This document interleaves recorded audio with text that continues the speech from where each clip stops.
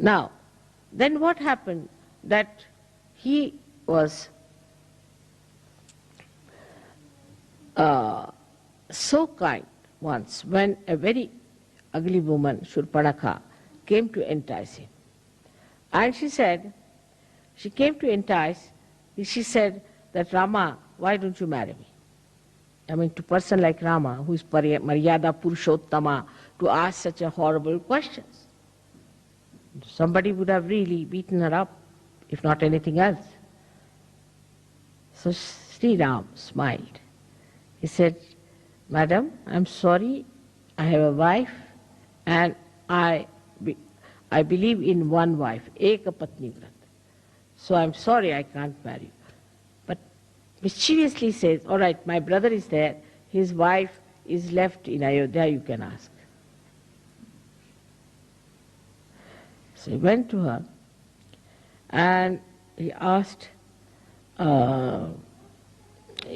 she went to him and asked, Lakshmana, why don't you marry me? Because she had become very beautiful. She has transformed herself to a beautiful woman. She must have gone to some beauty parlor or something. But she made herself like that. And she was there.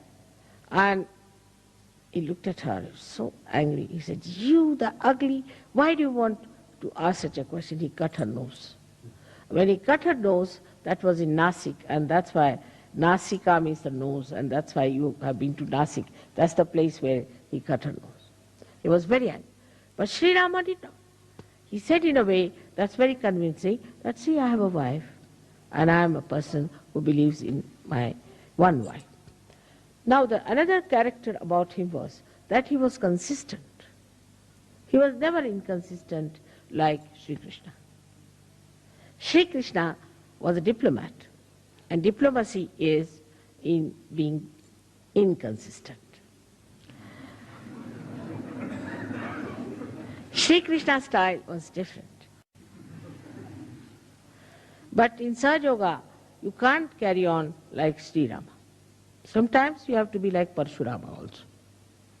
Otherwise, things don't work out. Now, when it went ahead with it in his character, which was so beautiful, that you find he was such a consistent person. Whatever he said, all the life he carried that. For example, he said, I'm the one who believes in one wife, Eka Patni Vrat.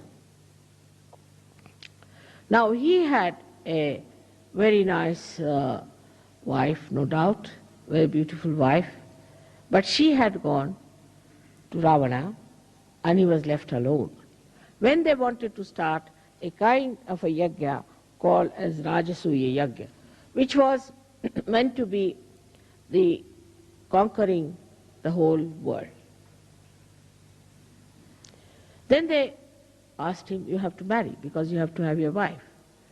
They said, no, I can't marry because nobody could be like my wife and I can't marry. I can forego this kind of a yajna, but I can't marry again. So then they said, all right, there's only one thing you can do is to make a statue of Sita in gold. And you have to use her, that statue, as a wife representing. He said, that I will agree. He took away all his ornaments, everything, and made that statue, and he did this again. So whatever he said, he followed thoroughly. In his dharma, he was perfect. Another incident is that when Sita was lost, he never slept. He never slept on a bed, always on the Mother Earth. Never slept on a bed, always on the Mother Earth. The pain he had of his wife is very well described by all the poets of India. And when Sita left him ultimately, in a very mysterious way, she just disappeared in the Mother Earth, because Mother Earth had given her birth. So she disappeared into Mother Earth. Then Sri Rama became absolutely lost and he jumped in the river Sharayu and disappeared. In the water element from where he had